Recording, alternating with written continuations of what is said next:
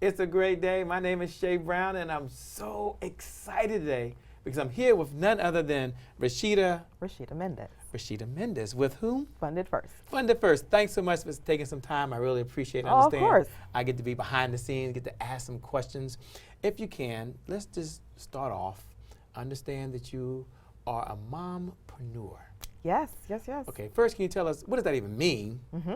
And why it's important for mompreneurs to start a business? Well, I have a 2-year-old, so this is And her name? And her name is Jasmine. Jasmine. Jasmine Oh, why Jade. don't you say hello to Jasmine? Say hi, Jasmine. Hi, Jasmine. You got to say hello to Jasmine. Yeah, she is. She's a whole other entity unto herself. She is. She's the delight. She's the part of what motivated me to actually just commit to my passions and commit to everything that I wanted to do. I mean, I've had a whole long work history working in corporate America, and as soon as I knew that she was coming along, I wanted to figure out how can I actually spend time with her. I know we always had these seminars that spoke about work-life balance and how do people have a family and still provide and do all of that. And I just said, I don't think that people need to decide either or. I mean, if you're one person, you should be able to have a family, spend time with them, and then still have a very successful business. So she was just that commitment to say, you know, I've gotten this gift, I've gotten this blessing, and there's no reason why I should be limited. This is about moving forward and being expanded and bigger. And so all of that, once I knew that was in my mind, it's been real. It's exactly what we experience every day. I mean, I'm able to get involved in different projects. She's with me throughout almost everything. I remember one time I had to go to the bank and we're dealing with something, and I told them, I said, you know, if we're not quick in hurrying this up, I might have to change a diaper on the bank manager's table.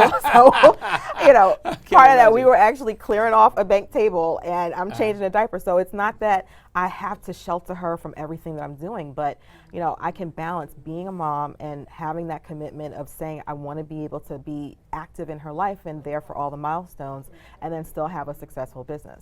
And I think that I've seen a number of other successful people that makes it feel normal, right? It's not that I'm doing something that many people aren't already doing. I'm not the first person to have a child or the first person to be an entrepreneur. So just knowing that other people have successful multi-million-dollar businesses that they run well, and then they figured out what support that they need. So they may not have to juggle everything by themselves. So that's what I've been doing, just really being clear on what my part is, and then filling in the other areas that I know I need additional support to get it all done. Because it's a lot. I mean, it's a lot. I agree. It's not easy. So what would you say to the mompreneur out there right now? We'll get to how you help people get access to money, and capital. We'll talk about that. But let's say the mompreneur is out there, just like, okay, I have this business, I need to expand, I need some cash, but I want to make sure that the banker, because she goes to a local bank, they understand my purpose and my passion. Does anyone even care about that? I'm just curious. Because I know you hear that. Right. Can you speak to that? Yeah. And folks that believe that's part of the reason why folks give them real money? I think for the initial start, that the individual person, that individual mom, that individual business owner, they need to be convinced that this is a good idea. But they don't necessarily have to sell everyone to be as excited about it. They have to start knowing that they're confident in it, they believe in their own plan, they know how they can execute and where they want to take it. So they have to be the ones who are really in the heart and the passion and the excited. But once you pull a team of people together, they might be passionate about what they do and how they can help you or come into it. But it's not that to say, you know, I love helping people, you know, relax, and so that's my business, and, you know, I'm passionate. The banker is not passionate about helping people relax. He's passionate about being able to help you fund your business. So let them be passionate about the role they play, right? And then you figure out how you both work together. So for me, when I think about other moms and where they look at their companies, they have to be clear in their mind that they can do it, that they are able to do it, that they're committed to doing it, because there'll be a lot of challenges where times where that passion gets challenged. Wow, so it's really not true.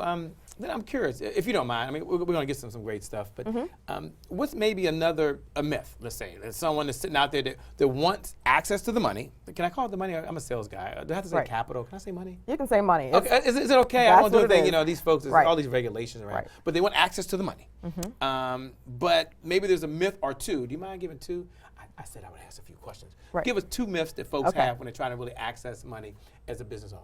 One thing is that they feel like it takes forever. That it's going to does, take. doesn't it? No, it doesn't have to. It doesn't It have to. Oh, it doesn't have to. It doesn't have to. Ah, okay. Okay, I'm here. I'm listening. Okay, so if you are looking for specific types of money and you're working with the specific lenders that deal with that, they understand risk, they understand what the scenario is, and when you're prepared, meaning you've got your documents in place, you have your clear strategies up front, that helps expedite the process. You're talking to the right person and you are prepared and your plans are all, it's clear, it's organized.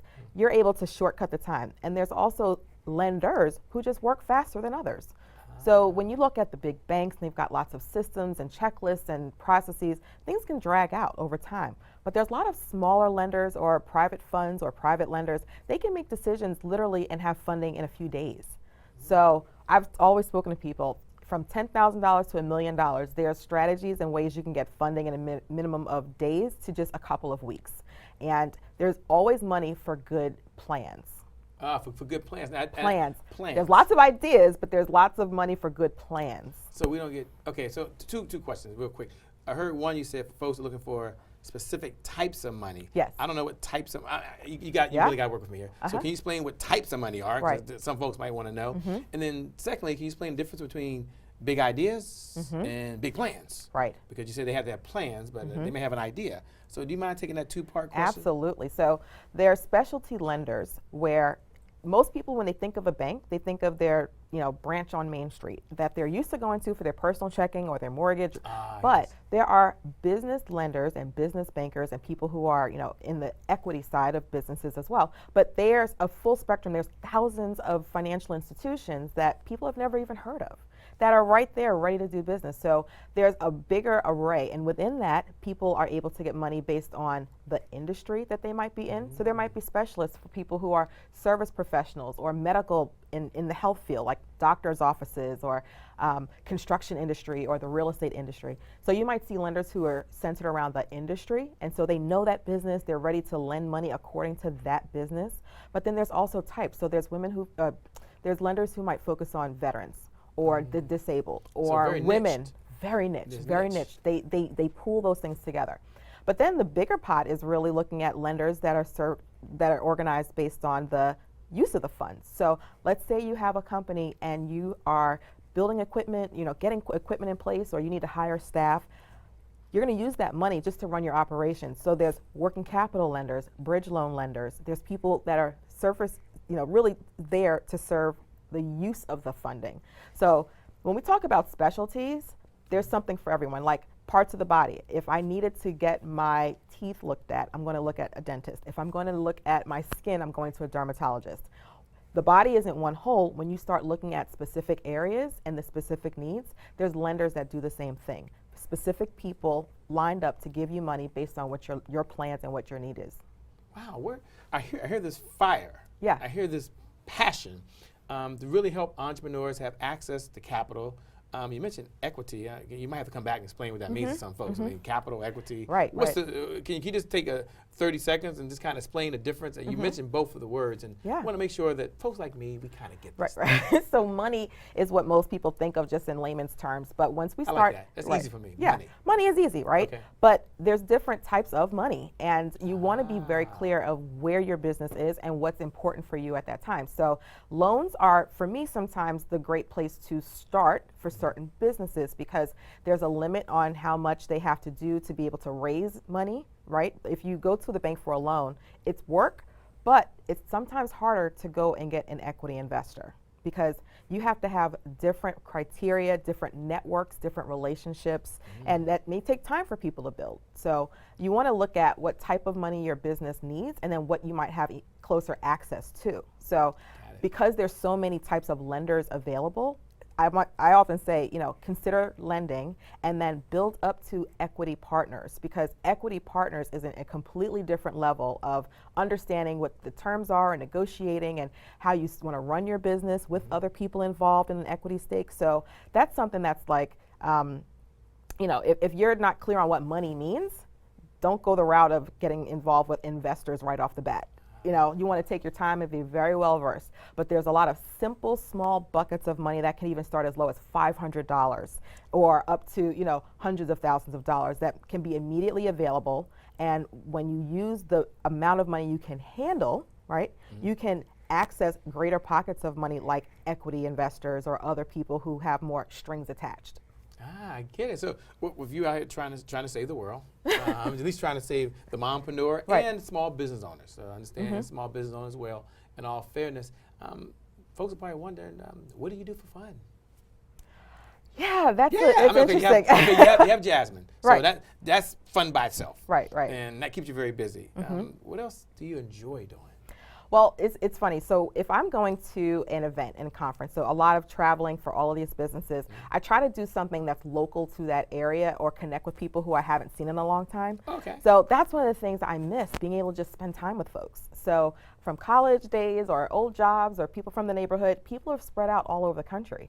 So like right now, we're here in this beautiful set, and I'm able to see family that I haven't seen in a few years just at night having dinner, or when we're prepping in the morning and having breakfast. So just really spending time with the people who mean the most. That's really, and then we just go from there. We'll just hang out and laugh or go somewhere and have dinner, but making time to be with the people that I like, I try to actually fit that in around work. Around work. Okay, and what would you say to the entrepreneur that's out there now that's listening, and they're wondering, what are 3 steps that I should do? Obviously, they should contact your organization, but let's just say if you were just out doing what you're doing, sharing some great content, what are 3 steps that a business owner should take right now to even start the process, or at least be ready, if not ready, but start the process to be ready to have the conversation with a lender? What are 3 things you suggest they do? I think one of the questions that you asked before was really important. So when people look at their plan and their vision, so vision is important, but money comes to plans. Money goes towards things that they're sound, they're executable, they have a track record, they are low risk. So you want to start getting what you have in your mind formulated into something that's really realistic and viable, and something that is going to be profitable, because business lenders lenders want to know that if they give you the money, that you will be able to pay it back. Right? I think that's fair. That's fair, that's right? Fair. That's very fair. That's not too much to ask. So being able to explain to people, and if you've gotten track record to show that you are growing your company, that you're profitable, that you're efficient with how you manage your cash flow, that you can afford to take on that type of relationship where you're asking someone to give you money. Once you lay that out, and there's a whole training that we do and show people how to properly lay that out and explain to people they're able to be fund ready, then moving forward into executing that, getting the team of people who can make sure that business is solid. So just having a vision and excited about something is a hobby, right? When you start making money and you have systems in place around that money, you have a viable business. The other thing is being able to show customers or wherever you have revenue that you're coming from, let them start to be your cheerleaders. Let them start to be a part of your plan, so that you can show how, even though this might be at one start, you have a market. That market is expanding, or that market is something that people can say, all right, we see that they're actually going to be here for a while.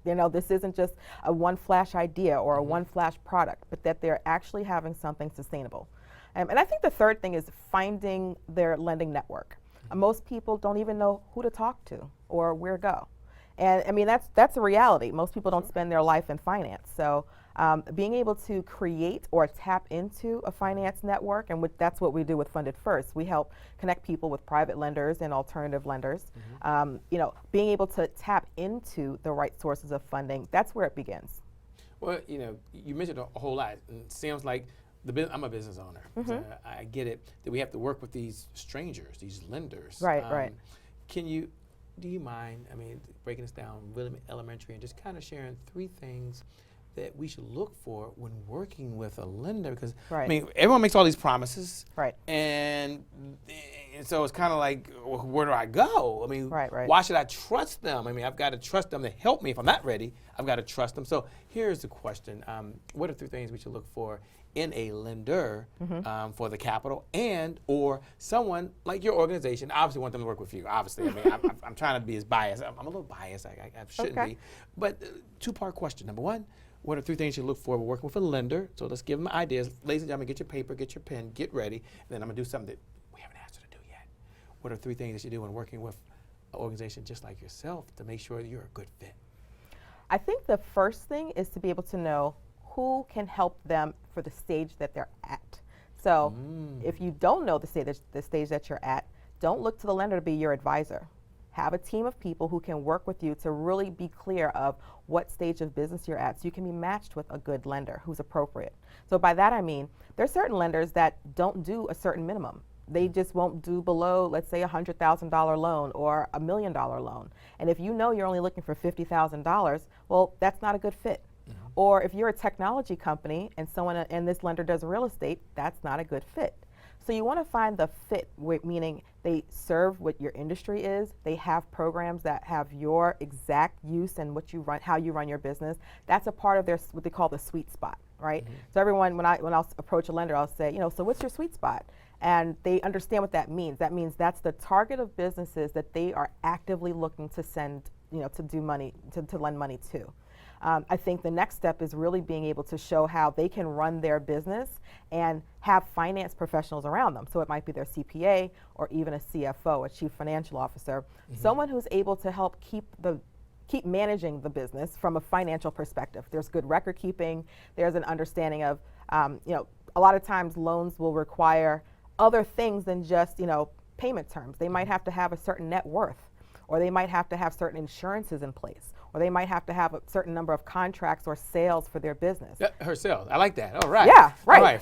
Exactly. I was wondering if you're going to say sales. Jeez. Okay, keep going. I'm Yeah. sorry. So just running the business is, there's other strings attached to these things that someone might not be aware of. Okay, are we staying at the level we're supposed to make this a reciprocal, we're staying compliant. We're actually doing what's needed to maintain this funding relationship. And I think the third thing is also realizing that lenders want to be in a relationship. They don't just want a one-time transaction. Ideally, they want to look at you at this first transaction, and whatever you do, you're saying you're going to use this money for, that it's successful. So you'll see them coming back for more money, and in 6 months that worked out, and then you're going to come back. So $100,000 went to $500,000, went to $1 million, right?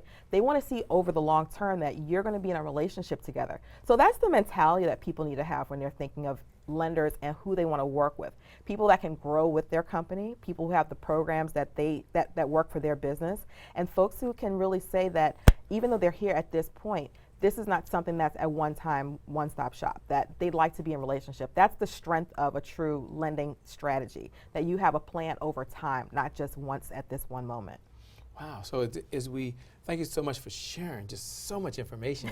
This is good stuff. This is great stuff. I feel like I should have choked you a check for just being here. Well, but I'm behind the scenes. You said, well, go ahead. She's like, about to say, go ahead, Shay. She said, I'm not stopping. Give me a credit card. I prefer a credit card. But in all seriousness, as we come down the home stretch, I wish I could hang out here for as long as I could.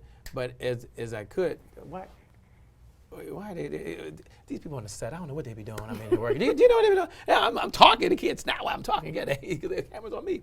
But as we do, a couple questions as we kind of go rapid fire, if we can, kind of rapid fire. Question number 1: when you think of great leaders, who comes to mind and why? There's so many people, and I just usually keep everything simple. I think there's leaders in my community that I look at, where people who don't have much of anything, and they are there to serve the people around them. So I know of people who they're kind of still seen as the grandmother of the block, where they've been there. Grandmother of the block. The grandmother of the block. Hold on. First of all, where are you from? I'm from New York. You're from New York? Yeah. So nice named it twice. Right, exactly. I love it. Okay. But there's people who that even if they don't have much, their doors are open. And they're able to share what they know. They're there to protect. They're able to direct people along the way. And when I look at the people who've influenced my life, they're not necessarily all on the news, or they're not these big figures, but it's people who said, you know, I have something to share and something to give, and I can make someone else's life a little bit better. And that's usually from a spiritual foundation, right? So when I really think of who I am as a person, I mean, I've worked at the White House and worked at large companies and traveled all over the world. You can't just go by that pretty quickly.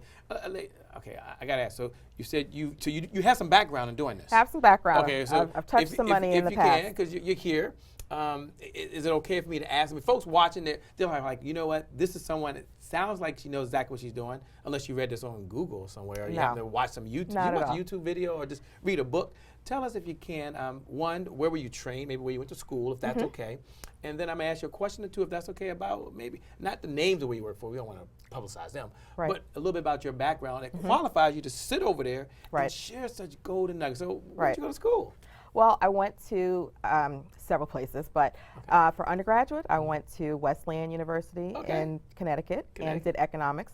And then Economics, I got a master's immediately after that from University of Pennsylvania and studied demography and marketing and statistics. And and I said, you know, as opposed to being in the academy, because at the time it was a PhD program, I didn't want to spend years working on research. I wanted to actually be in business. So I went to American Express right after that, and that's, you know, and I'll say that company because it was that foundation of consumer, you know, just working with consumers. What do people need? How do you really formulate marketing plans and systems and project management? But after that, you know, I went to Columbia Business School. I got my MBA from Columbia and did real estate and finance there. So you follow this track, and this wasn't, you've been in this financial background from undergraduate all the way to where you are. Okay, keep on going. Yeah. And so you're qualified so far. I mean, I don't know if you have any real world experience. At least you read some books. Well, I mean, passed some tests, but we'll get to that. The blessing is that I've had the opportunity to be a part of leadership programs, the Twigo Foundation, Prep for Prep, different organizations that give access to some of the top financial professionals, investment banking, hedge fund management, asset management, commercial lending. So along the way, while I've been in school, I've also worked and done internships at several places. So even though I might look, you know, young and you are. I was going to say, once you just got out of school, what's going on? You know, I think for me it was like, I knew at some point I wanted to raise my own fund. I wanted to be able to have direct either lending or investment decisions. But the only way I could get to that point was to have exposure to different areas of finance. So I was credit trained. I actually went through the certification to be able to say I can be an underwriter. So I know what's happening on the loan side. So you went through the certification to be an Went through the underwriter. certifications. Okay, yes, okay. Certifications. I heard the S. Oh, yeah. Okay, I don't have time to get all that, but you, okay. So I'm following so far. You know, really being able to look at a company, you know, go through their financial statements, understand what a bank sees as a risk or as a problem, and then help get either decisions made. Should this company get money or not? So you've seen this from the lens of the lender. Okay, keep on going. Yeah, and you know, the areas that I worked in initially were in community development. So community development does a lot of both real estate as well as businesses, because states and municipalities, they always want to see that when money is put to work, new jobs are created, or they're able to increase some of the disadvantaged areas, like, you know, women-owned businesses or disadvantaged businesses or veterans. So I've seen some of the toughest cases of companies or ideas that we were able to put either loans to work or equity work. And I love that because they're viable if they just had a certain extra area of finance added that most people don't even know could be possible. Didn't even know it was possible. So, okay, so you have a few letters behind your name. I get that part. So on the finance side, that's important. You have certifications behind your name. You've also had opportunity to look at from the lender's view. Can you take a moment just for the person that's listening? There's an entrepreneur, a small business owner. They're sitting out there. If you're a small business owner, you've got to be thinking, okay, it'd be great to have some capital. Listen to you. They're saying, sounds like it. Is there any real world practical experience? Where did you get a chance to take this book knowledge, these certifications, if you would, and then go apply it in the real world. Can you share? So in New York and definitely all over the country, there are a lot of mentor protege programs, meaning companies that are smaller, small businesses will work with a larger company to get access to either contracts or funding or just different relationships. And so as a part of those programs, they have to be trained. And so I've actually written curriculum and trained and taught companies about how to manage finance and how to get access to these special monies. So I've also consulted with companies. So I've consulted with over 200 companies and explained to them what they should do and how they should position themselves and what they should look like before they submit their information to a lender. So you actually what they do before they get there. Before. It's the prep work. That's important. So Absolutely. So now you see from the lender's view, but you've been on the other side saying, here's what you need to do to prepare, Right. put yourself in a position. This is really powerful. So okay, continue on, please. Right. And so at that point, it was really saying, all right, I've seen so many things that, you've seen a number of deals. There's deal Right. flow all the time on the banking side. But to be practical, a lot of people who are, they're viable, they could be funded, they just don't know what to do. So I took the training and the consulting that I did because I just don't have the chance to speak to as many people one-on-one as I could on a bigger platform. So I said, now is the time for me to really take what I know and make it accessible to a wider audience. Because I think a lot of people say, well, of course I need money, but I don't know where to go. I'm thinking, Yeah. why? I'm a business. Look, a business owner. I need money. Why wouldn't I Right. need money? Yeah, they're trying to, it's just this stone wall because they don't know where to start. And so for me, going back to that, grandmother on the block inspiration. I like the grandmother on the block. Right. I like that. I know things that can really change communities, or they could change families, or they could save industries. So being able to sit on that just doesn't feel comfortable to me. Sure. Right? It doesn't make sense if it takes no effort to say, oh, well, have you considered this type of credit insurance, or have you considered, going after this type of specialty lender? That's something that's completely available, but it still seems like a secret. A lot of people feel like it's hidden to them. So I just really feel like when I've spoken to companies, the stress level that comes over when they think about raising capital, it's accessible. There's actually money that, well, let me take an example. There's one fund, there's one of my colleagues I used to work with, she's at a fund that they've got over $40 million that they cannot find borrowers for, and it's at 2% interest. What? Who? What? Where? Exactly. That's enough. Is there anything else to say? Is there anything else to say? Exactly. And it's mind-boggling. And I say, what do you mean you can't find the borrowers for them? Right. I can, email my list of people and start getting applications in, today if we need to. Right? And matter of fact, where's the computer now? Exactly. And the reality is, a lot of lenders, they're not marketers. They're used to managing money, and they're really networkers. So they might go to a specific industry event, or they might hand out a business card, or they might go to the Chamber of Commerce. But they're not big on publicizing everything that they're doing, right? So that is one of those areas I said, well, I know plenty of good quality businesses who Sure. are, they have the potential to grow. And if there's capital that's sitting there, some of these lenders actually get penalized when they don't use the money that they have available.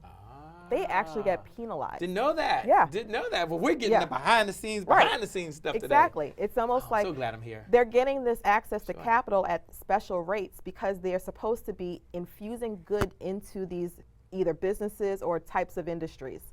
And because of that, if they don't prove that they are actually making this impact, it's like a grant. When someone is saying, I need specialty money because I'm doing a greater good, if that money isn't used for that, they may not get approved for a grant again. Right? So the same thing happens with these specialty funds in the lending area.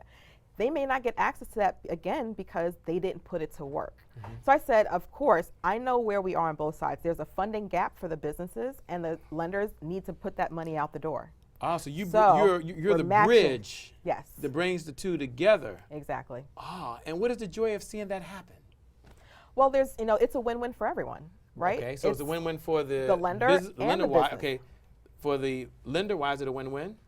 That they're in the business of turning money over, Gotcha. right? They're not there Okay. to sit on it, even though people think, oh, lenders don't want to send money out the door. They're not making loans. That's very untrue, especially now post-recession. The average loan before the recession was about $100,000 for some of these specialty funds I was saying. Post-recession, it's about $400,000. So you're seeing that more money is being put to work, more money is being flushed into the system for lending. And the perception on the borrower side, businesses still feel like they don't have access. There's still some gap, there's still some blockage. I was looking at a conference recently one of the presentations where the entire topic for one session was, how are you marketing? And they did a survey. One of the biggest complaints was that businesses don't know we're here. So imagine. You're like, hello. Right, Hello. exactly. So to know that there are hundreds of lenders and institutions that they struggle to find borrowers. That was one of the things when I was on the banking side that we would always say, the job of a loan officer or that relationship manager that's supposed to be out there making contact with businesses, they should only do that. They shouldn't be back in the office, going through deals and the paperwork, because they get bogged down with the paperwork side. They never get to communicate with the public, right? They never get to do that marketing and that outreach. So a lot of banks are starting to change how they're even set up, where loan officers are doing things in the market and in the community, and then they pass the information to underwriters, right? Everyone who's in the bank behind the scenes. So they still communicate, and that's always a song and a dance. They have to communicate what's happening, but there are not enough foot soldiers on the ground actually telling borrowers the types of programs that are out there, the types of money they could get access to quickly, or what they even need to do to get ready to get that money made available to them. Wow. So what is the first step then to raising capital?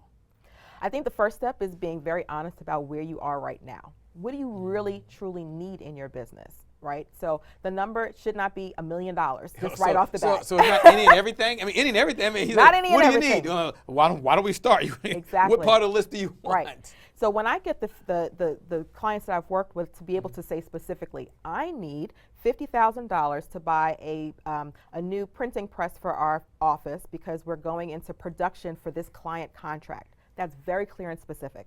I can now say, all right, well, they either need, let's look at equipment financing for them, or let's look at a working line of capital, or maybe we're going to do a receivables factoring product. And people say, well, what is that? Okay, that's fine. Yeah, receivables factoring, Right.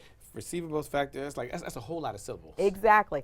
They are not even clear of what their need is at times, to be specific, and then who to find that money from, where they go to get the money. So that's where we step in. We start to speak to people and say, first be clear what you need. Funded First helps you figure out where to get it. Who? Funded First. Funded First. Okay, I want to make sure I got the name. Yes. So, figure out what you need, and then come. Figure out what you need. But then you have to Right. contact Funded First. Yes. Right. So they have to contact you, and then they got to have a meeting or a chat with someone to take that next step. Okay, so that's the first step to getting capital. Right. What is the barrier that holds most folks back, or most entrepreneurs, would you say, from even taking that first step? Is it fear? Yeah. Is it, what is it? I think people feel like they're not ready. And it's just so much of a stressful process. They think about, well, I don't have collateral, or my credit may not be where it needs to be, or they're never going to get it. I mean, they have this defeatist attitude of it's just an overwhelming thing, and it's, a lot of no's before they'll ever see a yes. And being able to at least get them to the point and say, you're organized, you're clear that your business is ready for funding, and that you have the relationships that you can go and get a... That sounds very personal. I mean, if Funded First, is the information kept confidential? I mean, Oh, of course, how do everything people is. feel, these interactions? Because it can be scary. Someone saying, Right. here's how vulnerable I am. Right. What are the feelings in those conversations? Right. Are they confidential? Yeah, everything is confidential. I mean, you almost have to think of it like a doctor's appointment. So, you're not going to walk around the street naked, but you will do that when you go into the doctor's office. You have to disrobe. You have to be open to and be clear of, this is my pain point. I need you to fix my heart. Hey, I like that. Right. Gotta fix the heart. You cannot stay at the doctor's office with your winter coat on if you are, you need them to look at your heart. But if you need heart surgery, you're going to have appointments. They're going to have to check you up, have a checkup. Sure. They're going to have to evaluate what's going on with you. So you mentioned different types of money, so thanks a lot. And now you're talking about these different industries. Are there different types of loans for business owners based on the industry? I know you don't have any notes here. Can I put you on the spot? Sure. Can you share maybe 2 or 3 different types of loans that might be available? And I understand that what's the name of your organization again? Funded First. Okay, she loves saying that. Fuck, I'll try to get this right. What is it again? Funded First. Funded First. Yes. Your team helps them with these maybe 2 or 3 type of loans. and they could start the conversation. Right. Can you talk about the 3 type of I business think loans? the primary 3 that we see the most in terms of need and availability are working capital loans. So Which just means? to run your everyday business, just the Oh yeah, general. that's a good one. Hey, business owners, let's all call Right. now, just to run the business. Exactly. That's a good starting point. Exactly. It may Okay. not be tied to a specific need, but you're looking to buy supplies, or you're needing to get new staff or new resources to grow your business. Okay. Working capital is just the most flexible. It's just, sort of an open line that you can use and draw down and, put to work as you'd like to. Sure, working capital. Working Got it. capital. So everyone write down working capital. Yes. We understand. What's the second one? The second one I would say is called accounts receivables financing. That's for companies who they have a client that owes them money, and that client has time. It's a 30 days or 45 days, but they have time. So now the borrower or the business owner is saying, I need that money a little bit faster. So accounts receivable financing says, we're going to take that, let's say that client owed $100,000 to the business. Okay. They will forward, let's give it maybe $70,000 or $80,000 just based on the promise of that client paying them in the future. So there's a whole, set of parameters around making sure that And happens. your organization helps at least prepare or right. bring the bridge together. What's the Right. name of the organization again? Funded First. Funded First. Funded Right. First. Okay. So I'd okay. say accounts receivable financing is probably the second step. That's a lot of people who do sort of retail business, and they need to get that money back faster than the client will actually, their terms are to pay it. So, and then the third I'd say are probably equipment financing, and that means if you are, let's say you are needing equipment in your office, so you're looking at laptops or furniture or things to run the business, but you can even think of it as even more industrial. So if you are a trucking company or you have a bakery, there are specific loans for that type of equipment that you need. So an example was we worked with a trucking company. They needed to buy new vehicles. So we worked at vehicle financing for that, right? And then they also needed a office computer system. So it was about $10,000 of computers, and then we financed the computers from a different area that did the trucking. So equipment financing covers so many different areas. And once people understand how that money frees up cash flow, it's like when we, years ago, and probably still, but Dell Computers would, finance. Ooh, Dell Computers. I know. Yeah, that was years ago. Yeah, they're financing someone buying, a laptop, and so they pay a little bit less if they finance it versus saying they'll spend $1,000 all at once. Same thing happens for the business. You can have better cash flow when you get equipment financing for that specific product and lower your payments and keep your cash in the business. Well, I can just hang out all day and all night. And I can say, first, connect with all the folks that need some money. Right, I love exactly. That part. I love that part.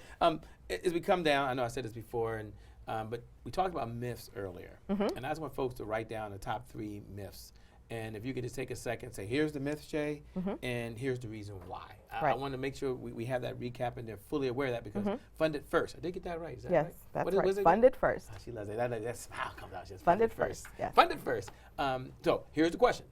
Give us the myth, 3 myths, and the reason why it's a myth quickly if you can. Right. So I'd say the top myth is that they are not able to get money. That they are just yes. okay. I agree. That's just the clearest myth. I agree. Okay. like The reality is you find the right type of lender that fits your business need and you properly prepare for that loan, you can get capital.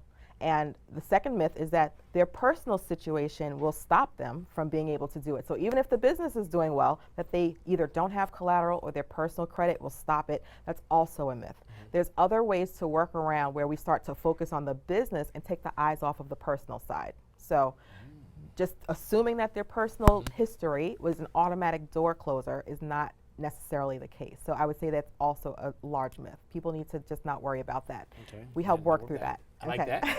And the third thing is just that if they've gotten a no before, that one no is the rest of the story. And that's also a myth. There are yeses and ways for you to get capital. So just because you've had one no doesn't mean that you should stop trying. Right? Just keep putting one foot in front of the other. Exactly. It's funny. I remember saying to someone, it's almost like dating. If you had one bad date, that doesn't mean you don't date for the rest of your life. All right. Woo, I'm with you. Right.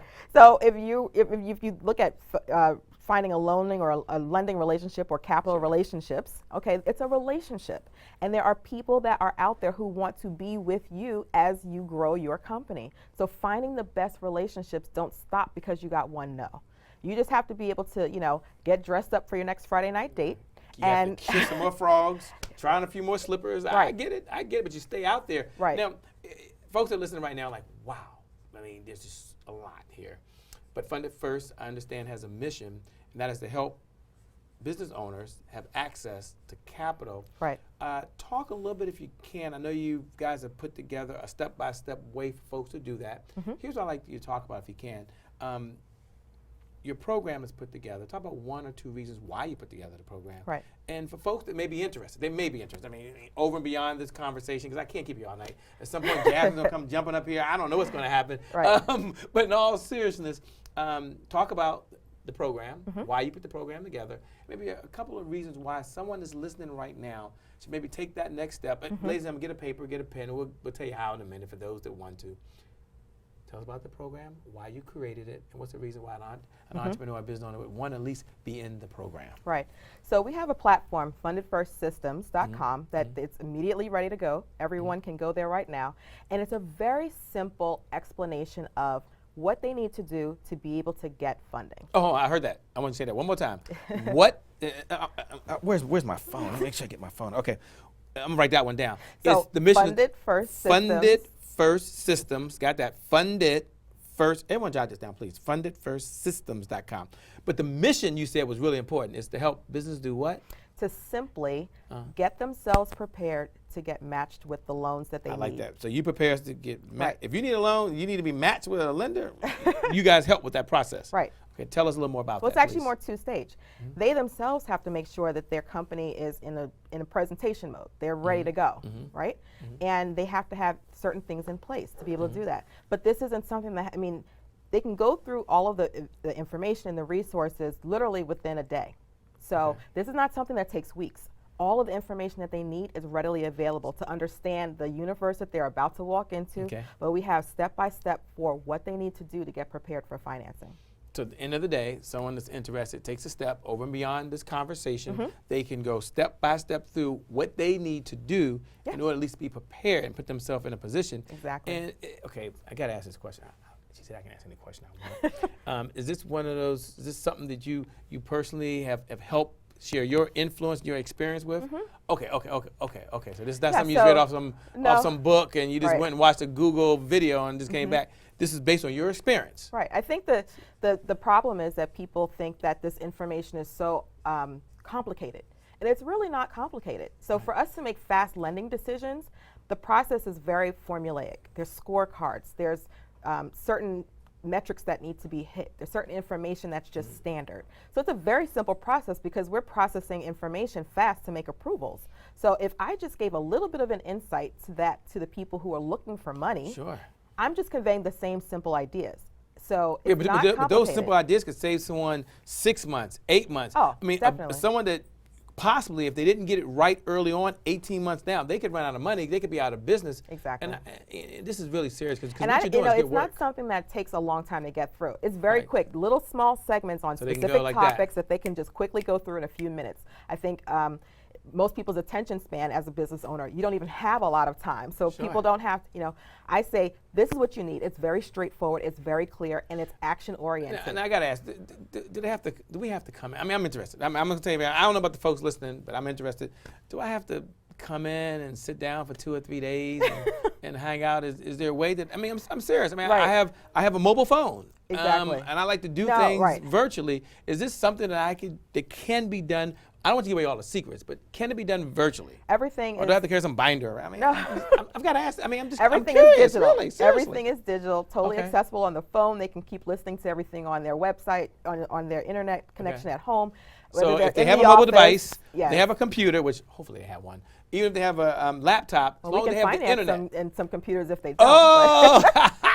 I've lost control. I've just totally lost control. You Right. want to finance computers, whatever they need, you can do that. But in all seriousness, But it's accessible. It's accessible. It's immediately available. They can listen to and watch all the information. There's resources for them to move forward. But you ask the question, it's, do they have to? The challenge is Yeah, I'm a lot curious. of people are saying, okay, even if I had that information, how can I get to sit down and knock this out? How can I get the key. it done? That's the key. That's the key. I agree Right. with you. So, there are other opportunities to be able to help with implementation, but the main thing is everything that you need to know of what you need to do is already available. So they can go over to Funded. Funded First Now, Systems. first, is that FIRST? Yes, written out. I'll be clear. I mean, because it could be. Absolutely. Okay, so Funded First Systems. Is that an S? S. Okay. I mean, I went to public school, so I got to make sure I get this. I'm very proud of that. So Funded First Systems. Oh, gee whiz, they put up one for us. We have to thank the team back there. This is great. I'm This so is glad great. they put their Funded First Systems is already up. Ladies and gentlemen, just look below. Now, when they go to that website or web page, I'm assuming it's a URL there, is all the information there that they can read and learn a little more about the different programs and modules in which you're teaching? Oh, sure, right. So it's all there. It's all it there. It does work. I don't know. Ladies and gentlemen, I'm going to suggest, I'm not going to get my cell phone out right now. Go there right now. See if it works. Check it out. Make sure it's a good fit for them, obviously. If they have any questions, there's a way they can contact you. What you're doing is so important. Funded First Systems.com is the reason I think it's important, not because the entrepreneur gets to get some dollars, although that's important. Not because if they do get the capital, which you can help them do, you can save them so much time. Right. But that's not why they should do it. Right. I would head over to Funded First Systems. Not so much because the money can help them employ folks in the community or employ folks all across this country so they can build their own communities, provide for their families. It just does so much. So if nothing else, they should share it with someone. If nothing else, I've touched over $2 billion worth of funding. So I think I can shed a little bit of light that people that might be useful. Okay. And just knowing that this is a team of people who add their input. So it's just not, you're professionals. not by yourself. You got a team of folks. You have other experts that are lending their expertise. Absolutely. Okay. Just like a business owner takes a team oftentimes to run their company, they don't do every part. To be able to have a funding strategy, and that's what we help with. We help companies get a funding strategy because the intention is, it's great if someone wants to be, a hobby lifestyle business, but we've dealt with multi-million-dollar companies. So if you want to have the insight of $2 billion that, have already gone out the door and be able to say, all right, I want to see my company be a multi-million-dollar business, you need to have a funding strategy. And it's something that takes a team of people and professionals to help execute. Wow, and the mompreneur can do this. Well, definitely. As we get ready to ask you some closing comments, a couple rapid fire questions if I can. Success. What does success mean to you? Success to me means that when I'm interested in extending something to someone else, I don't have to hesitate because of some other reason that pulls me back. Success is being able to be open and giving without feeling like I am limited. So if I'm giving information, that's successful. If I'm making someone smile, that's successful. If I'm making someone fulfill their dreams or have a happier life, that makes me feel successful. Wow, and we think of the mentors that you've had opportunity to work with over the years, maybe teachers or along the way. Who's a mentor that comes to mind, and what was a lesson that they shared with you that you'd like to share with someone watching now? I think one of the best mentors that I've had was Michael Bloomberg. He was he was one of the most influential people when I was first starting out because he himself started this intensely large company, Bloomberg Business News, which has a worldwide reach. But he himself is such a humble person. If you meet him, if you know him, it was one of those things where the employees mattered. The people who were around him and helped build whatever he did mattered. To the point where even on the floor that we all worked, there were no offices. So you have a multi-billion-dollar, entity and touching all these things, but everyone is even and everyone is equal.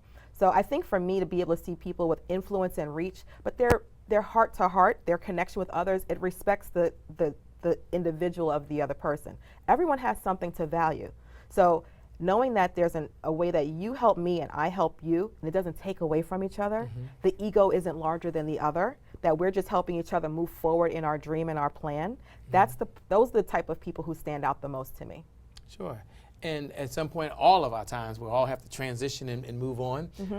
What would you want folks to say about you when your time has come? She figured it out.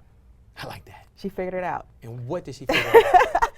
I think a lot of people, when they think about the Ivy League, master's degrees I've gotten, or the top companies I've worked with, or my influence in the community, or my work with my family, they're like, how do you juggle all of that stuff? Sure, and sure. so for me, for what works for me, it is a growth process, but I want them to say, looking back, that she figured it out. She figured out how to be influential to who she truly is and how she presents herself to others. So when I see that people want to redevelop communities, she figured out how to help.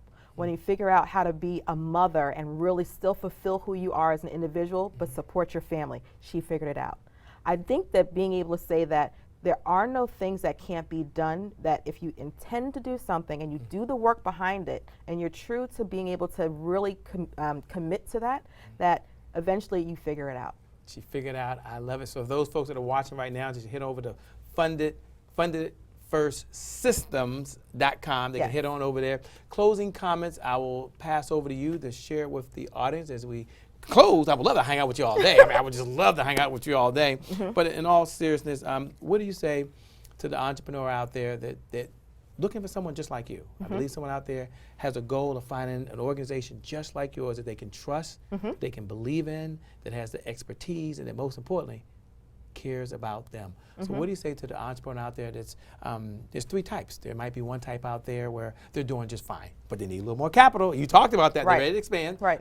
Another group out there, they've had some highs and some lows, with some ups in the business and some downs, and they need some money as well. Or maybe to the entrepreneur that's been landed flat on their back. The eyes open, but it's up. What words of encouragement would you share with those folks as they go out there to live their dreams and they want to connect to capital, which is what you help do? Before you answer that question, everyone head over to fundedfirstsystems.com because you can get so much more. I give you the final closing comments. Let me say thank you once again for spending this time with us. Thank you for having this vision. Thank you for creating this organization.